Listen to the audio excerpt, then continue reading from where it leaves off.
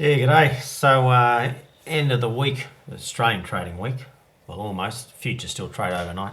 Um, US jobs number tonight. So, just a quick one. So, this is the level that I've had that it came back to and touched, and it's had a bounce from. And the other thing, which if you keep track of, people who do education, right, technical analysis, right, they'll no doubt be talking about the 50-day moving average or exponential moving average, reasonably interchangeable. And they'll be saying, dip buy, dip buy, dip buy, dip buy, dip buy, dip buy. I would have been saying it here as well and got cleaned out to the tune of like 200 points, right? So it doesn't always work. And of course here, dip buy, okay? Now the thing with technical analysis, right, it's a joke, right? It's a total joke. It's always, in hindsight, right, which is a fundamental flaw, right, because you never trade in hindsight. It's always simplifies things, right? The whole idea of a good technical analysis that people like is that it's simple, right? You look at this, right?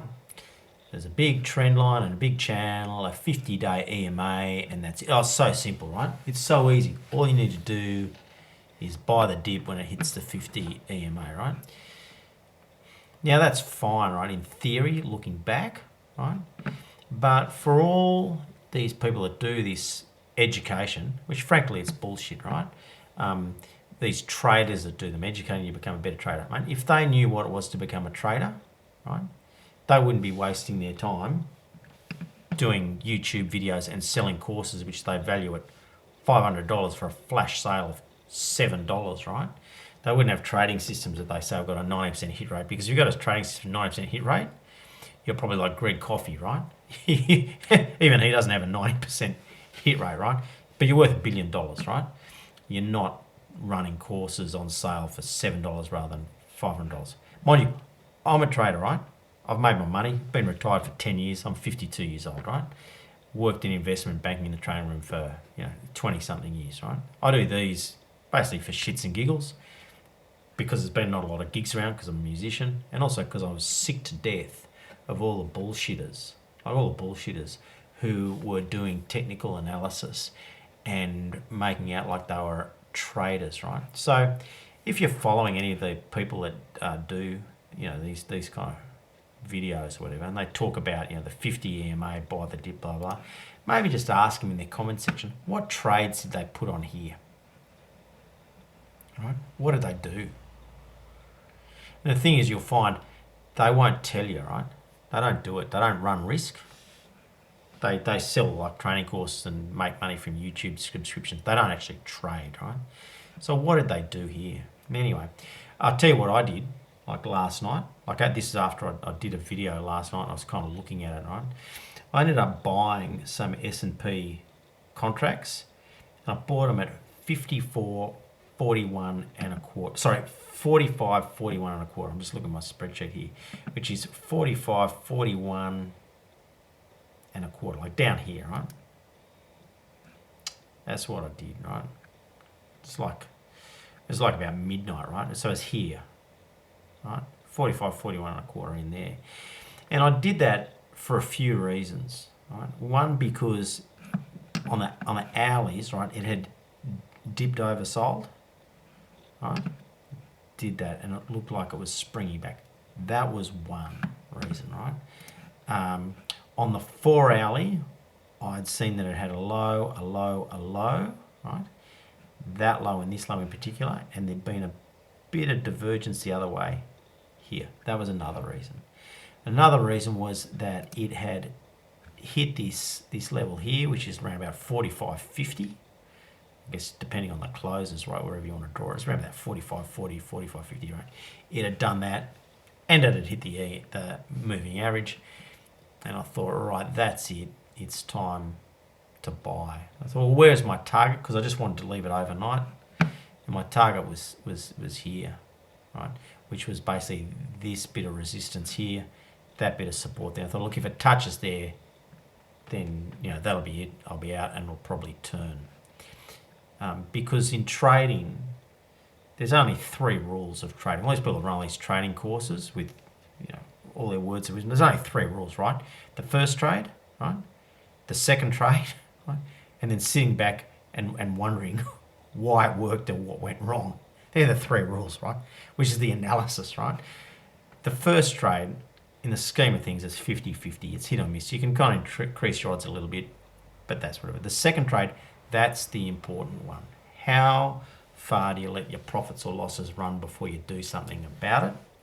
And then the third one, of course, is like, you keep a trading diary, look at what you did, look at your patterns, look at your hit rates, all that kind of stuff, and try and work out what you're doing that is either reliably making you or losing you money. Anyway, so I bought it at 45.41 and a quarter, which was like in here. Let's go back to the hourly. And then this morning when I woke up, like in Sydney time, I bought it back. I sold it at 45.81, which is like here. So that was like, I don't know what time zone this chart is on. Let's just check it. Right? Time zone sessions. That's New York time. Let's change it to Sydney time. I'll be able to map out what I did in my time zone, right? So, in the wee hours of last night, which is around about midnight. Okay, would have been there. It's like after midnight. It was as the session had opened, right? So a session opens 1:30 a.m. Australian time. So I was in here, bought it at 45.41, saw it come down there, rolling up, right? Bought it, saw this bit of a bounce, the diversion there, or the increasing momentum there. Then in the morning, woke up at like 8 o'clock, saw where it was in this window here, sold it and made 40 points, right, on it. That's what I did, right? So these people that do the technical analysis, just ask what they did, right? And of course, the next thing is, what are you going to do here? Because it's one thing to say you've got your moving average, which it's kind of bounced off. There's nothing to say, look, it's done this, this 45.40 level. And at the time, before I put the trade on, I was thinking it was going to come up, retest, and then go. I think I had this line at like a bit higher in here. I thought I might do a turn and go, right? So if you just line this right up there, I think last night when I was looking at it, I was thinking maybe it's busted that level and it's doing a turn and it's going to go, but it didn't. It was a bit of a dead cat, right? It even looks like a dead cat, right? Came up, right? What did it do? Came back and retested earlier today, come back. And so tonight it's basically biding time with the jobs number. So at the moment, for me, like, it's a sit and wait. So that's what I've been doing just the last, this time last night, right, on the S&P. But when you look at listen to these guys who pretend they're traders, right? They are pretenders, right? They haven't worked in a trading room their entire lives, right? They talk a good game. They look at things in hindsight and paint a nice, pretty simple picture, but that's not how you make or lose money, right? If making or losing money was, from technical analysis, was so easy, right? All the world's funds would be making a lot more money than they actually do. They'd all be performing out of the benchmark, right? It doesn't happen, right? At the end of the day, technical analysis, it is hit and miss. In my view, it's 99% bullshit, right? It kind of helps. You can kind of increase the odds in your favour like a little bit, but really, it's a nice thing to kind of rationalise what has happened and try and pretend that you got some inside running as far as what's going to happen next. Anyway, as far as what I'm doing next, having said all that, I'm wary of that. It's kind of trend breaking. I'm wary of this trend line breaking here. I'm wary of that line here. I'm wary of this dead cat bounce. And I think that the jobs number tonight is going to be interesting. That's the S&P for me. The Aussie dollar market, the currency, that's been great to trade. I think on this move down, I've made about about 5 cents or something like that. So I haven't captured the whole move from this breakdown. Further back, this breakdown here, which was a head and shoulders, came back retested. So from here, like 74.80, I've made about 5 cents. So I've basically tracked it all the way down, which has been good. I'm still short that one. A little bit wary of it breaking this one versus like a rebound. That's that market. The Australian equity market, when I short equities in futures, I mainly do it in the Australian market because that's the one that is in my time zone that I can track a little bit better. That one I've made about, it's about 400 points on this move, like from the top. So I've outperformed slightly. So the high was like 75.50, and whereas it's now it's like 72.79. So I think I made like it's about 400 points. So I've managed to pick up more than just the outright direction. Managed to trade the swings a little bit, but the swings are very tricky. Much easier said than done. Like I managed to get like some of this move, but not all. Gave a little bit of it back. Managed to get this move, but not all of it. Lost a little bit there. Lost another little bit there. Been in and out, right, jumping around, because the volatility does make it hard. So look, that's what I've been doing in the equities and the currency.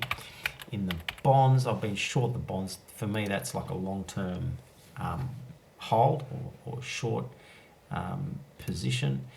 These ones you can see in the 2 years. This is the US 2 years. Keep a close eye on that one. There is a massive gap to be filled in here, right? I find it amusing, right, that people talk about filling gaps in the equity market and then they ignore something as fundamental as a 2-year bond rate. That really is a key benchmark in in terms of what's going on in the economy. You can see here, came down, had a bit of a test here from that 52 level, and it came through. And I mean, there's a lot of noise in this, right? There's a lot of noise, but the big picture is it came up, tested it again, didn't do it, broke through it, tested again, and it's off. This is quite a risky proposition, right, if you're not short these bonds already, and it's risky in terms of its flow-on effect through to the equity markets. And with Powell overnight basically dropping the word transitory as far as inflation, what he means there when he says we're not talking about it being transitory, what he is saying is we are going to raise rates. That's what he's saying. Join the dots. It's not rocket science, but the days of this are over. Here, record low, record high for gold, mate, that's not happening again, right? Same thing kind of back here, like in 2011. It's back here. Let's go back out to like a weekly. Change it to a line so we can see what's going on. 2011. Record low in rates, record high in gold at the time, right? So if you're thinking, right, that gold is going to go north, frankly, you're an idiot, right? I've got to say, you're a dead set idiot. Sure, it might, but what is your reason for it, right? It's just a guess that you think it's going to go high. There's no fundamental reason backing why gold should go to all-time highs when yields are on the move up here. Maybe we're wrong. Maybe we're going to get like this another disastrous outbreak of COVID, like Omicron. Maybe yields are going to go negative and that will fuel gold. You don't know, right? But on the measure as far as what we can see happening now and unfolding, gold is on the way down. Look, that's pretty much it for me. The only thing I'd say is, that technical analysis, like if you're trading, right, don't be fooled by people oversimplifying what it means to trade the markets. They are unpredictable and volatile. Technical analysis is fundamentally flawed because it's always looking backwards. It's always trying to make a complex picture really simple, right? And those things don't work. And if any of these guys were so good traders, they would be gazillionaires, right? And you'd be reading about them in the Wall Street Journal, and they'd be running like $1 billion hedge fund, right? If they really had systems that were as successful, anywhere near as successful as they said they would be. My hit rate, right, is about 50%. Okay, the one of the businesses that I used to work alongside, the guy there is an FX business, really successful business. The guy who ran it, really successful, had been there for 30 years. Multi-millionaire, right? Because he'd just been, running the business and made it an absolute squillion, right? He said even his best traders, it's 50%. Your hit rate, right? So if you're getting a hit rate like above 50%, then that's great. If you're getting one that's like 60, 70, 80%, there were some guys in Australia that were doing that, right? And their broker picked them up for insider trading, and they got locked up, right? Because no one gets rates that successful. They were trading the FX market, right? And they were getting success rates of 80%, right? And their broker looked at them and said, mate, no one gets success rate this high. Have a closer look. Of course, they were doing insider trading on Bureau of Statistics data, right? So anyone that tells you they've got some wildly successful trading system, they're a liar, they're a charlatan. They're trying to sell you something, and they're absolutely full of shit. Don't fall for it. As I said, there's only 3 rules to trading, right? Buy, sell, right? 2, sell, buy, right? 3, sit back and work out what you've just done and why it didn't work, right? That's pretty much it. You could simplify it down to even one rule, which is lose as little money as humanly possible, because most accounts, most traders explode and blow up and don't last the duration. So really the number one rule is lose as little money as you possibly can.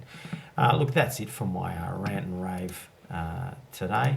As I said, what am I doing at the moment? I'm square my equity futures at the moment, waiting for the jobs number, waiting to see if it breaks out of this trend line. Really, I think we're just going to see this wind down the clock until the jobs number tonight. The jobs number is tricky because in the past, sometimes you get a great jobs number and the market rallies because they go, mate, that's fantastic, the economy's booming. Sometimes there's a shitty jobs number and the market rallies because everyone goes, mate, that's more stimulus coming out, right? So the jobs number itself, it can mean nothing in terms of the resulting market behaviour. All it really is a trigger for the market to move. And if the jobs number is good or bad, sometimes the market can do actually the same thing, whether it's good or bad, right? The market could sell off if it's a good jobs number tonight because everyone says, well, they're going to raise rates. The market could sell off tonight if it's a bad jobs number, right? Because they say the economy is worse than what we thought and they're not going to be cutting rates any further. So you just don't really know. All you can do is watch the market and have a good stab at the first trade, manage it with your second. The third thing, sit back, look at your trading diary, your notes, what you did, why you did it. Look, that's it. Have a good one. We'll catch you later. Ciao.